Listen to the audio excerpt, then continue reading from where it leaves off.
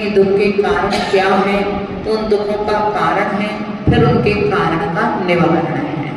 तो इसको 12 ढाल में लिखा गया है। तो हम शुरू करें इसको पृष्ठ 10 पे।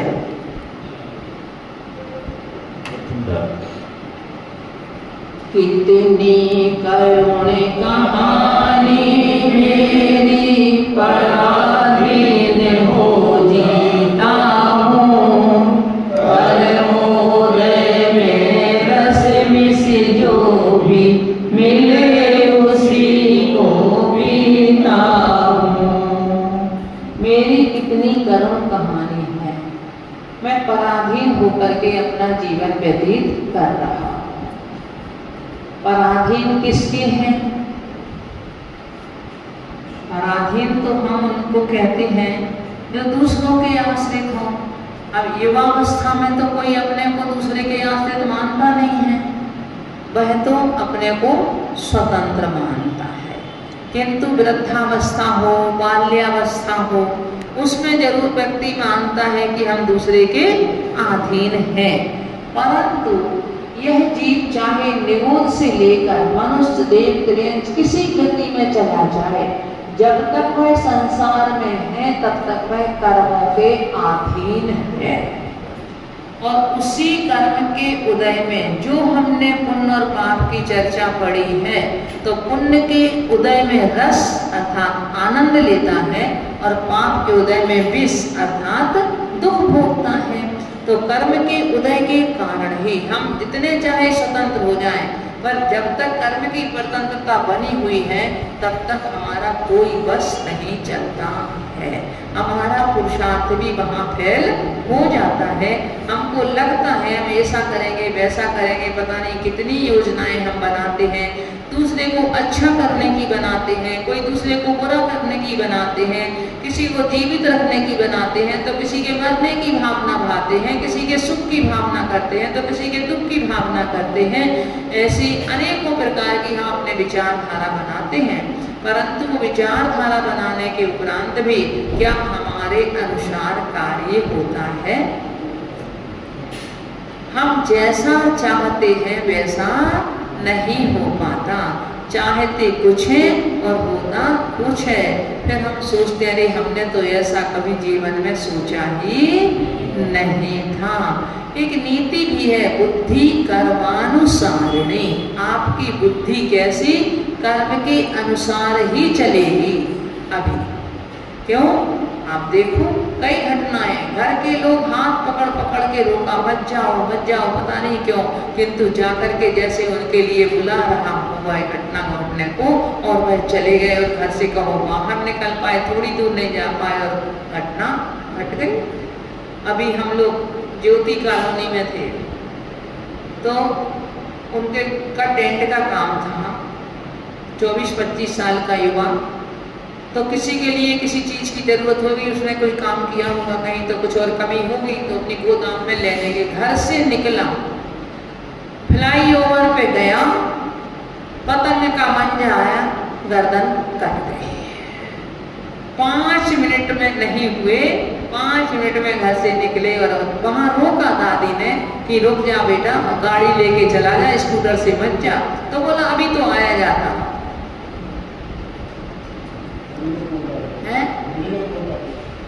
5 मिनट नहीं हुए, पतंग का मंजा और उससे लेके गर्दन कट गई। ऐसी बहुत सारी घटनाएं हैं, बहुत सारी ऐसी चीजें हमारे साथ में खुद घटित होती हैं। आदमी सोचता है इस साल में 2, 4, 5, 10, 20 लाख कमाना है और जब अपना हिसाब मिलाता है तो 10-20 लाख घाटे में आ जाता है।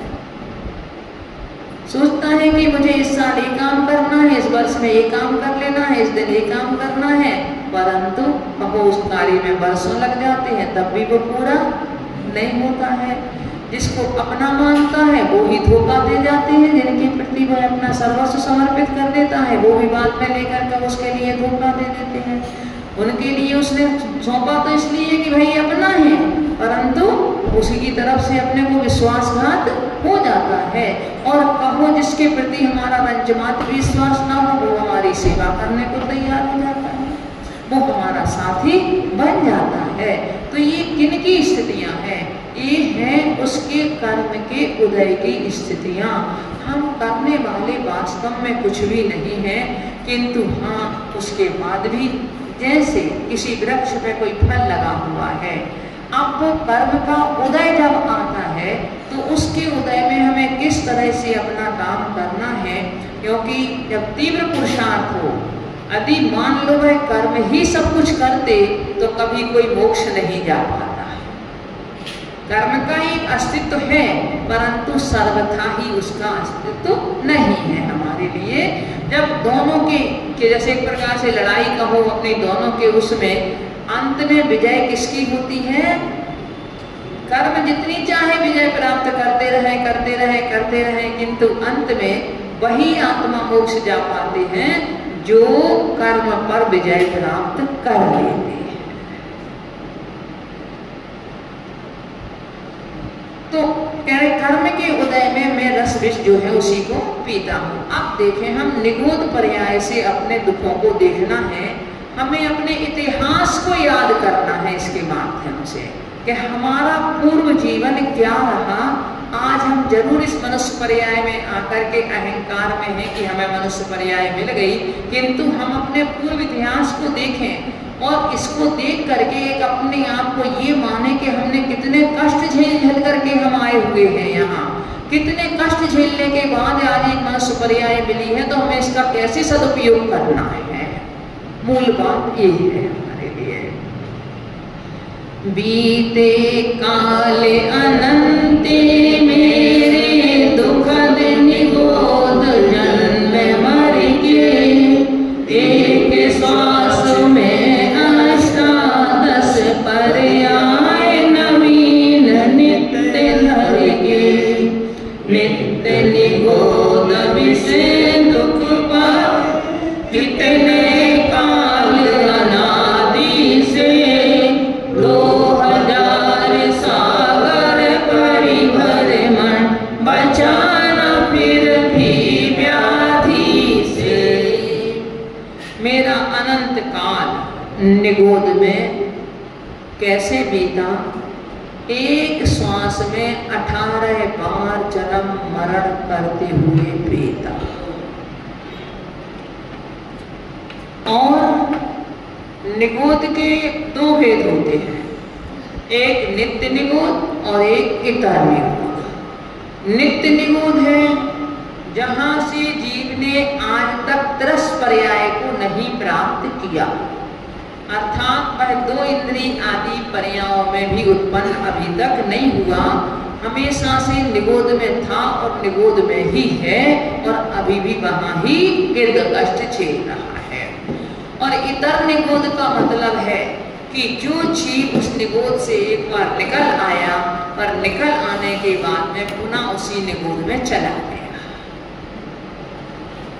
पुनः जैसे कोई जेल से छूटे और छूटने के बाद पुनः अपराध करे और पुनः उसी जेल में चला जाए।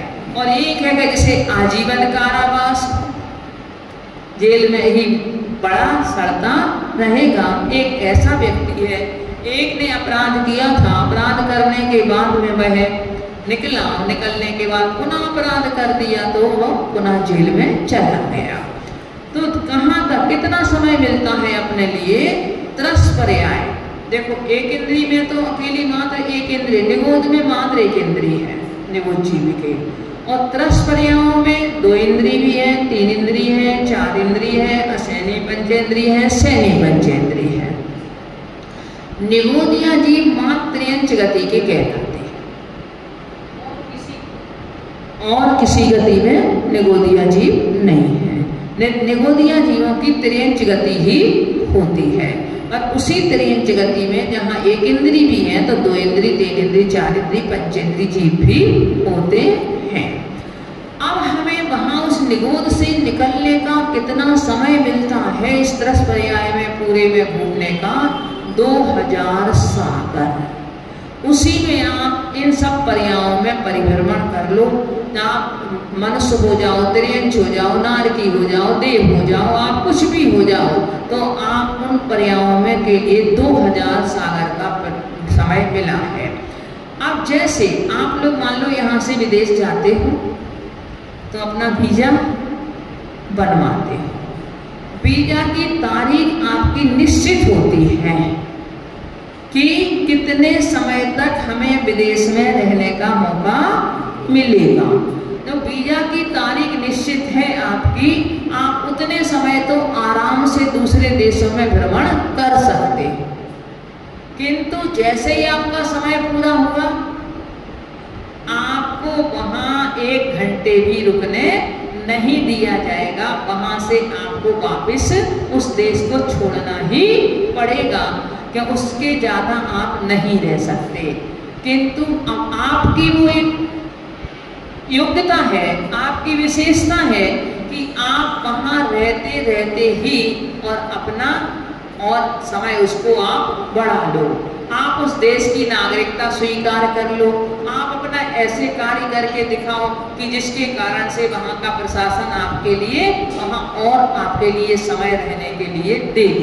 अन्यथा आप इतना वीजा बनवा के गए हो, उससे ज़्यादा आप वहाँ नहीं रह सकते। इसी तरह से हम भी यहाँ वीजा बनवा करके आए हुए हैं निगूढ़ पर्याय से, और वह वीजा हमारा बहुत लंबे समय तक का है। हमें घूमने के लिए भी 4 गतियां मिली हैं। उस वहां तो जिस कंट्री में जाना होगा उस कंट्री में का वीजा बनवाओगे, उसी कंट्री में जाने को मिलेगा। पर यहाँ तो हमें 84 लाख योनियों में जाने के लिए वह वीजा हमें मिला हुआ है वहां से निकल करके। अब वो वीजा हमारे लिए जो मिला है, उस वीजा को मिलने के बाद जैसे ही हमारा ये समय पूरा होगा वीजा का, हमें यहाँ से जाना पड़ेगा वापस अपने उसी निगोद में। किंतु जो इस 2000 सागर में के बीच में अपना उत्थान कर लेंगे, अपने आपका कल्याण कर लेंगे, वह अपनी इस अवधि को बढ़ा सकते हैं। बढ़ा क्या सकते हैं? उसके बीच में तो वह अपनी आत्मा को परमात्मा भी बना सकते हैं। वह हमेशा हमेशा के लिए इन दुखों से जीव छूट सकता है। तो 2000 सागर तक हम परिभ्रमण करने के लिए मिला है। अब कितना समय हमारा हो गया है ये हमें पता नहीं है। क्या पता हमारा आखिरी भव हो, क्या पता हमारे बहुत कम भव 2-4 भव रह गए हों। तो इसके लिए हमें यह है, हमें मतलब सोचना है कि हम क्या करें। हमारा समय पूरा कहीं हो ना रहा हो तो हम उसके पहले ही अपना इंतजाम कर लें। जैसे एक राज्य में नियम था कि किसी के लिए राज्य दिया जाता था, जो भी राजा बनाया जाता था उसके लिए 2-5 साल जितने को भी राजा बनाया जाता था, किंतु बाद में लेकर के उसे जंगल में छुड़वा दिया जाता था। अब पहले तो राजा बनो और बाद में जंगल के कष्ट झेलो, फिर नगर में नहीं रहने दिया जाता था उसके लिए। तो ज्यादातर लोग तो बनने को तैयार ही नहीं होते थे। एक व्यक्ति जब उसको राजा बनाया, उसने क्या किया, जब से उसे राजा बनाया उसने जंगल में अपना एक महल बनवाना शुरू कर दिया। शुरू से अपना इंतजाम कर लिया उसने पहले से। तो जब उसके लिए जंगल में छोड़ा गया, उसे वह जंगल के कष्ट झेलने नहीं पड़े। वह तो आराम से वहां भी जाकर के महल में रहने लगा। ऐसे ही एक महल हमें भी निर्मित करना है। हमें भी ऐसा महल निर्मित करना है ताकि हमारी ये मनुष्य पर्याय भी यदि छूटती है तो इसको छोड़ने के बाद भी और हम ऐसे स्थान पर रहें, क्योंकि आने वाला जो समय आ रहा है वह और ज़्यादा पाप बहुल काल आ रहा है। आगे छठवें काल में तो क्या स्थिति है, आप सब लोग स्वाध्यायशील हैं, सुना होगा आपने। ना घर होगा, ना द्वार होगा, ना धर्म होगा, ना धन होगा, ना कुछ नहीं होगा लोगों के पास में। ना घर होगा रहने को, ना परिवार होगा। जो लोग होंगे आपस में लड़ाई झगड़े आपस में लेकर के मिट्टी खाएंगे, कहीं पौधे के अंकुर होंगे, कहीं वो खाएंगे वो, इस तरह से उनका जीवन निकलेगा। ना खाने को रहेगा, ना पहनने को रहेगा। अब उसके बाद में तो वो समय जो है, और कितने वर्ष का वो समय है? 21,000 का तो बाबूजी वो है, पलट के फिर वो ही आएगा तो 42, और पंचम काल जैसा दूसरा काल होगा तो उसके भी 20,000 वर्ष में से निकलेंगे। फिर अंतिम 1,000 वर्ष में सारी क्रियाएं होंगी, धर्म की प्रवृत्ति प्रारंभ होगी। 62,000 वर्ष का समय निकलना है। ऐसे वो 62,000 वर्ष का समय कम से कम इतना तो हम अपना वो कर लें, इतना पुरुषार्थ कर लें इस मनुष्य पर्याय में कि वह समय हम अपना ऐसे स्थान पर निकालें जहाँ हमें प्रभु का दर्शन मिलता रहे, प्रभु की वाणी सुनने को मिलती रहे। हम अपना, जैसे उसने महल बना लिया था उस राजकुमार ने, ऐसा हम भी अपना ऐसा पुरुषार्थ करके ऐसा महल तैयार कर लें कि जहाँ कम से कम सुखपूर्वक तो रह सके। ये छठ में काल के यहाँ के कष्ट हमें ना झेलना पड़े।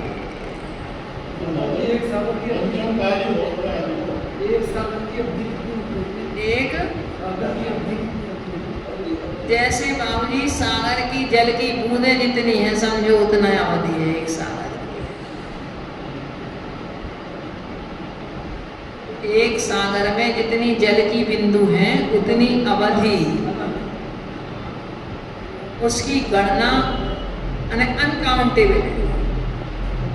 एक आचार्यों ने पल्ल, और पल्ल से भी फिर सागर, और पल्ल की परिभाषा करते, पल्ल माने गड्ढा, तो 1 योजन का गड्ढा, 1 योजन लंबा, 1 योजन चौड़ा और 1 योजन गहरा। इतना बड़ा गड्ढा हो और उस गड्ढे में नवजात जो मेढ़े का बच्चा हो, उसके बालों को इतना छोटा करके कि उसका दूसरा हिस्सा ना हो सके, और उस गड्ढे को पूरा भरा जाए कि उसमें कुछ भी और कुछ नहीं रह सके, उसको पूरा भरा जाए। जो उपमा दी है, क्योंकि उपमा प्रमाण ही है, तो वह गड्ढा फिर उसको 100 वर्ष के बाद में एक एक बाल को निकाला जाए। जितने समय में वो गड्ढा खाली हो जाए उतने समय का तो एक पल्ल होता है, और पल्ल से भी कई गुना सागर होता है। समय की कोई गिनती नहीं है। हम कितना समय व्यतीत करके आ चुके हैं, कितना हमारा अतीत निकल चुका है, हमें कुछ पता नहीं है। 33 सागर की आयु स्वर्गों की, 33 सागर की आयु नरकों की भोग लेता है जी। 33 सागरों की आयु वहाँ के कष्ट भी झेल लेता है, वहाँ के स्वर्ग के भी सुख भी झेल लेता है, वो भी पूरी कर लेता है। हमारी मनुष्य पर्याय में तो 50-60 साल की उम्र ही मुश्किल लगती है यहाँ तो जब इतनी आयु तो वहाँ निकाल ली, और एक बार नहीं निकाली। नरकों की तो हम कई बार निकाल सकते हैं, किंतु स्वर्ग में, वहाँ की स्वर्गों की तो 33 सागर की आयु एक बार ही निकालता है जी। वहाँ से आके नियम से मुक्ति को प्राप्त होगा मनुष्य पर्याय पाके। किंतु और स्वर्गों की भी 21 सागर, 20 सागर, 18 सागर, 17 सागर, इतनी आयु है, इतनी आयु हम पता नहीं कितनी बार भोग चुके हैं। नरकों की भी भोग चुके हैं, स्वर्गों की भी भोग चुके हैं, त्रियंजों की भी भोग चुके हैं, परंतु फिर भी पता नहीं कहाँ थे कि जब भगवान के समौशरण भी आए, उनकी वाणी भी खिरी, परंतु हम पता नहीं कहाँ पड़े थे कि हमें वो सुनने का भी सौभाग्य नहीं मिला, और मिला तो पता नहीं कहाँ थे कि उसको हमने अपने जीवन में उतारा नहीं। अब ऐसे काल में जन्मे हैं कि साक्षात तीर्थंकर का दर्शन भी हमें नहीं हो रहा है। 2000 सागर तक इस तरह से घूमते रहे, परंतु फिर भी हम कष्टों से अपने को बचा नहीं पाए। पृथ्वी जल अग्नि वायु और वनस्पति सहथावर में साधारण प्रत्येक वनस्पति सूक्ष्म रूपाधर कायों में कष्ट सहे पृथ्वी कायिक में खुद ले जुटने चलने का और जगत के कृत्य अनेकों भूजाला में जलने का। पृथ्वी कायक 5 होते हैं स्थावर के भेद। पृथ्वी काय, जल काय, अग्नि काय, वायु काय और वनस्पति काय। वनस्पति काय के 2 भेद होते हैं, साधारण और प्रत्येक। साधारण वनस्पति से मतलब है जिसमें एक शरीर के अनेक स्वामी हों। शरीर एक होता है परंतु उसमें जीव अनंत रहते हैं और उनका जन्म मरण भी उनका एक साथ होता है। और प्रत्येक का मतलब है एक शरीर का एक स्वामी हो। अब हम सोच सकते हैं कि कैसे उसकी पहचान करें। तो प्रारंभ में जब तक वस्तु माने हरी सब्जी कौपल आदि है, सब्जी है, फल है, जब तक वो पका नहीं है तब तक वो साधारण रहता है। अपन लोग क्या कहते हैं, हमारे लिए कैसी चाहिए सब्जी, यदि लेने जाओगे आप तोरई वगैरह तो कच्ची कच्ची ऐसी चाहिए जो है ना। परंतु उस जिस के ऊपर रोम हो, जिस पर रेखाएं पूरी स्पष्ट ना हो और जिसको आप यदि तोड़ रहे हैं तो बिल्कुल इस तरह से उसके भाग हो जाएं जैसे आपने किसी चाकू आदि से ही उसको बिनाना हो, तो वह उसको देखने के हमारे लिए परखने के माध्यम है। इनके माध्यम से हम जान सकते हैं कि यह वनस्पति कैसी है, साधारण वनस्पति है। आप एक देखो, जैसे प्री मैच्योर बच्चा है ना, प्री मैच्योर बच्चा है, ऐसी तो प्री मैच्योर ही मैच्योर होता है। इसी तरह से उसमें भी वही जीव है, वह भी जब तक प्री मैच्योर रहेगी, जब तक वो पक नहीं पाती है, तब तक आप देखो सब्जी को आप बनाते भी होगे तो उसका कलर भी ब्लैक हो जाता है। क्यों? उसमें अनंत जीव राशि उसमें है। अनंत जीवों की हिंसा करके आप अपने लिए वह सॉफ्ट हो, कचिया कचिया आपको कहते हो चाहिए, इस तरह की फल सब्जी आप यूज करोगे तो उसमें वह साधारण वनस्पति का ही दोष लगता है। पत्ते वाली सब्जियां हों उनमें भी प्रारंभिक अवस्था में, और कुछ सब्जियां तो ऐसी हैं कि जो पत्ती वाली हैं और भी हैं कि जो मतलब कैसी होती हैं, वो साधारण ही रहती हैं, वो प्रत्येक में नहीं बदलती है। ऐसे वह साधारण और प्रत्येक, फिर उनके भेद हो जाते हैं सूक्ष्म और बादर। इन दोनों के सूक्ष्म अर्थात जिनके सूक्ष्म नाम कर्म का उदय हो, जो जीव कांच को, दीवार को, पहाड़ को भी भेद करके निकल जाए, जिनका शरीर, वो कहलाते हैं सूक्ष्म। और जो दूसरे को भी रोके और स्वयं भी रुके, वो कहलाते हैं पाप। आप देखो, आप कितना भी कमरा बंद करके जाओ, है ना, आप शीशे का आपका कमरा हो, आप बंद करके जाओ, बिल्कुल कहीं से एक जरा सा एक सुराख ना हो, फिर भी आप उसे अगर 2-4-8 दिन के बाद में खोलोगे तो वहां आपको धूल के कण तो दिखेंगे ही दिखेंगे। कहां से आए? आप तो इतनी अच्छी तरह से बंद करके गए थे, परंतु कहां से आए? तो ऐसी सामर्थ्य है उनमें कि वह उसको निकल करके भी, पार करके भी चले जाते हैं। ना कोई उन्हें रोक सकता है और ना कोई वो किसी को रोकते हैं। हमारे शरीर के अंदर बैक्टीरिया प्रवेश कर जाते हैं, हमारी स्किन के माध्यम से भी करते हैं।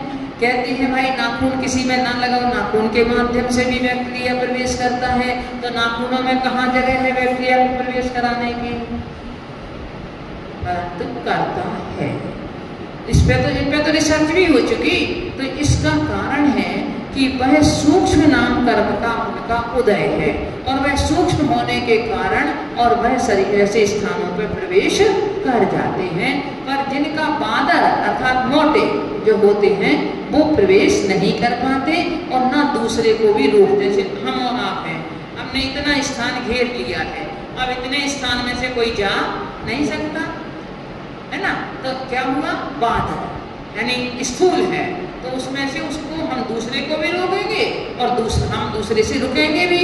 अगर हमारे लिए सामने कोई अगर इस तरह से है तो हम उसमें, आप सोचो दरवाजे बंद में हम निकल जाए तो निकल सकते हैं क्या? नहीं निकल सकते।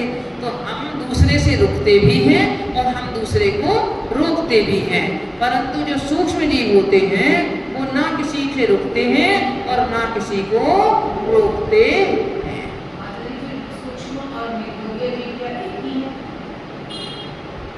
निगोदिया जीव का एक भेद है सूक्ष्म, क्योंकि जो वनस्पति है निगोदिया जीव उसमें सूक्ष्म और बादर उसके भेद किए हुए हैं, और एक इंद्रिय जीवों के ही भेद है। फिर उनमें निगोदिया के अलग भेद किए हैं, उन्हीं में सूक्ष्म और बादर भेद अलग किए हैं।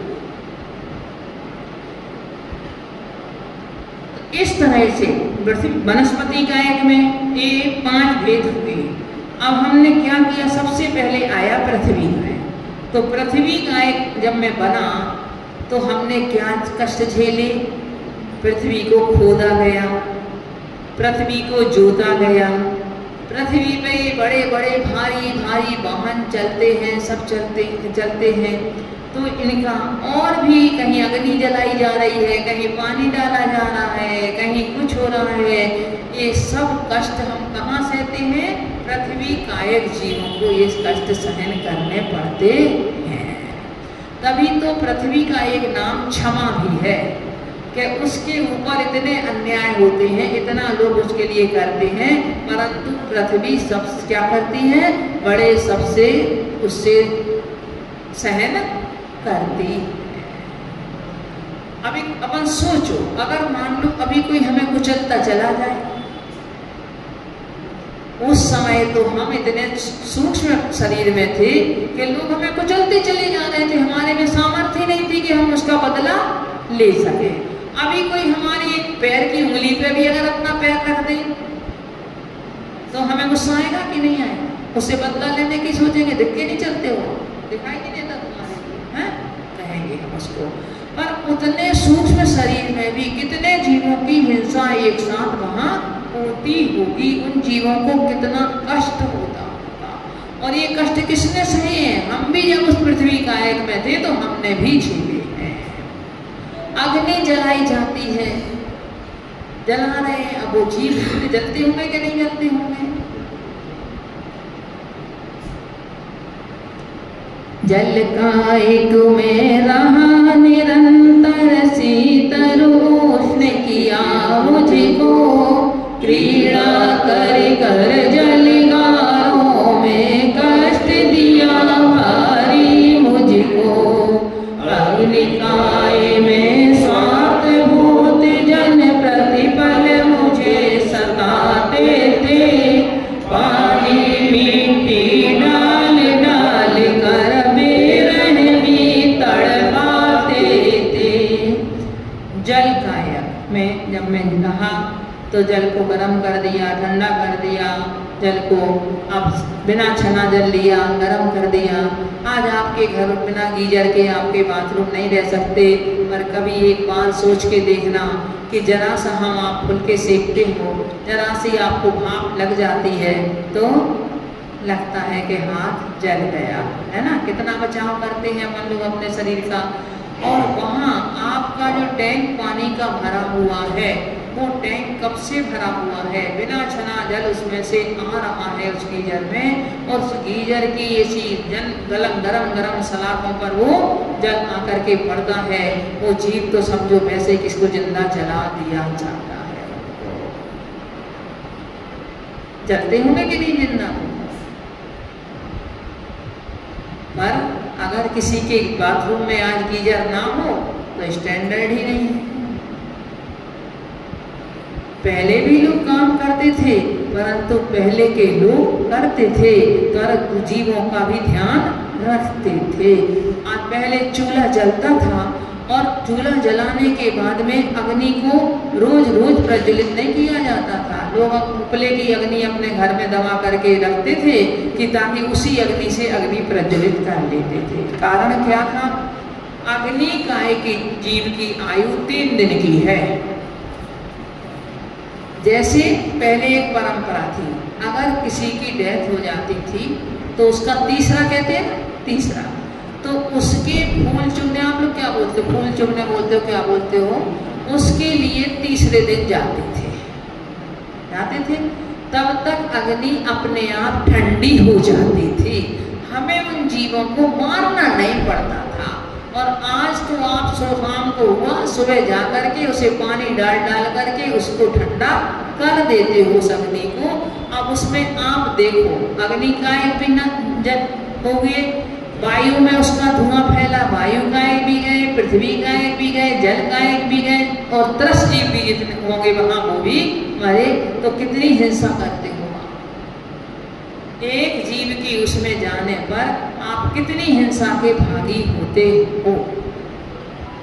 परंतु पहले के लोग क्या करते थे, वह अपना विवेक था, उनने शास्त्र नहीं पढ़े थे, उनने पॉल्यूशन नहीं शब्द से परिचित नहीं थे, वो ये सब कुछ नहीं जानते थे, किंतु उनकी जीवन के साथ में ये क्रियाएं ऐसी जुड़ी हुई थी कि जो उनकी स्वयं ही संयम पूर्ण थे, स्वयं ही दयामय थी, करुणामय थी उनकी जीवों के प्रति क्रियाएं। अब नहाने के लिए, वो करने के लिए, मतलब हर चीज में आदमी अपने सुख को देख रहा है, मनोरंजन को देख रहा है। उसके लिए ये नहीं है कि शरीर को मात्र में स्वच्छ करना है, नहीं, उसमें भी नहाने में जाओ, वहां भी मजा आना चाहिए, है ना, कहीं भी जाओ, हर चीज में वह अपना मजा देख रहा है। परंतु इस मजा की सजा क्या मिलेगी, इसकी ओर उसका लक्ष्य नहीं है। गारों में अर्थात जल के स्थानों में वहां जाकर के गर्म स्नादी करके खेलने के माध्यम से आजकल लेकर के घरों में अब तो स्विमिंग पूल बनाने लगे लोग।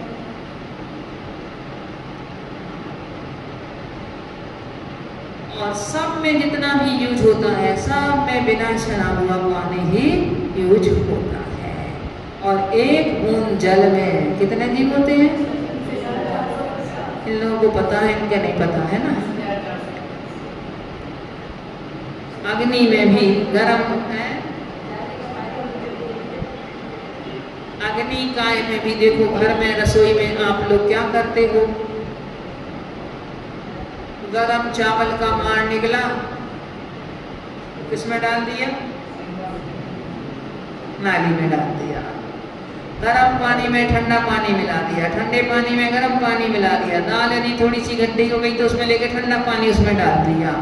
ये सब चीजें स्वास्थ्य की दृष्टि से भी हानिकारक है हमारे लिए। ठंडा और गर्म मिलने से ठंडा गर्म में गया तो ठंडे के जीव खत्म हुए, और गर्म में ठंडा मिला तो गर्म के नष्ट हुए। इसी तरह से फ्रिज की चीज के लिए जब भी कहा है कि आप उसको कम से कम आधा घंटे पहले निकाल करके रख लो, उसके फल को, सब्जी को, उसकी जो वस्तु उसमें है, नहीं तो वो आपके, ताकि उसका टेम्परेचर बाहर की प्रकृति के अनुकूल हो जाए, वो तो आपके शरीर को लाभ करेगी। किंतु आपने तुरंत उठाया फ्रिज से और आपने उसको पिया और खाया और आपने लेकर के अपना बड़ा आनंद आ गया, मजा आ गया। परंतु उसके कारण से ही ये शरीर में आज जो लीवर डैमेज हो रहे हैं, आज जो आंतों की सूजन की बीमारी हो रही है, भोजन नली में विकार आ रहा है, ये सब इसका ही कारण है। हमारे खान पीन का सारा असर शरीर पर है। हम जब शरीर का ही ध्यान नहीं रख रहे हैं तो आत्मा का तो ध्यान रखना बहुत बड़ी बात है। आज हमें इसको इस दृष्टि से पढ़ना है कि हम उसी पर्याय में हैं और हम ये कष्ट झेल रहे हैं। उसका अनुभव करते हुए जब हम पढ़ेंगे तब हमारे लिए वास्तव में लगेगा कि हाँ, ये कष्ट मैं वहाँ सहन करके आया हुआ हूँ।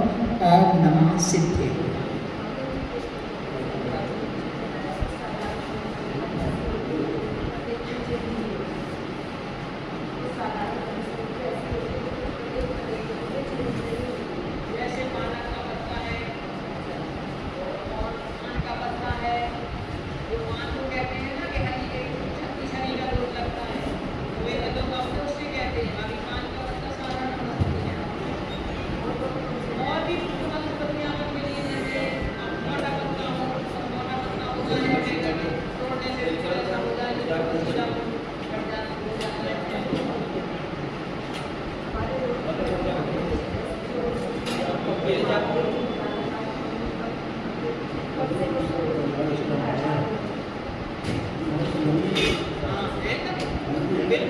शाम को दीपार्चना का समय 6:30 बजे रहेगा। आज का क्या नाम बोल रहे हैं? श्रीमती गुणमाला जैन, श्री प्रदीप जी जैन की ओर से आज का दीपार्चना का कार्यक्रम शाम को रहेगा 6:30 बजे। आप सभी से अनुरोध है माँ जनवानी की स्तुति। जवानी के ज्ञान से सूझे लोकालो सोवानी मस्तक धरो नित्य दे तो जय जनवानी कांति तो जब बोल जो तेरा झरना गए सो पावे सो जाए।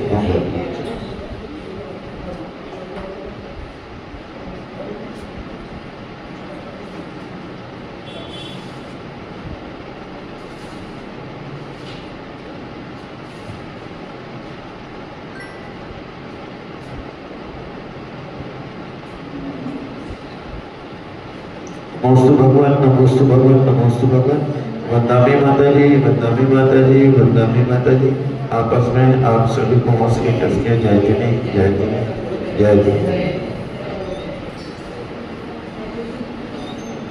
26 तारीख को टी का कार्यक्रम रहेगा दोपहर को।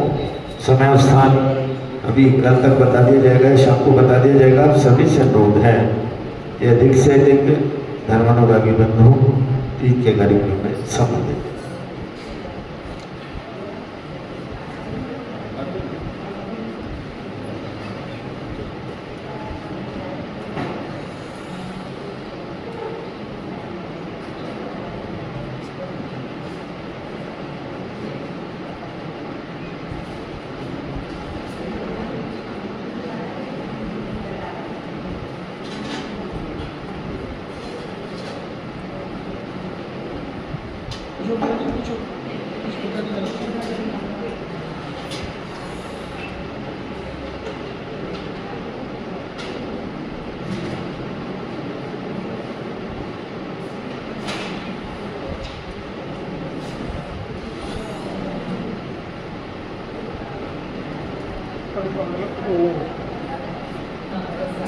जल वायु अरुण वनस्पति है 5 में अरुण तो उससे 5 में नहीं है रवि वनस्पति नहीं इनके साथ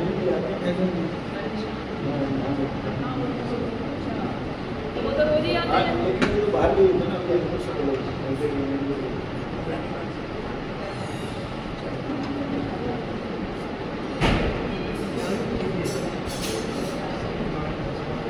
दिल्ली की सुधी रह जाती थी लेकिन फिर वो तो नहीं और वह कहते हैं ना वह वनस्पति अरुण वनस्पति अरुण में भी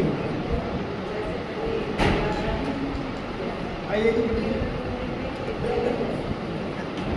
3 पंडित में निकलना ठीक है।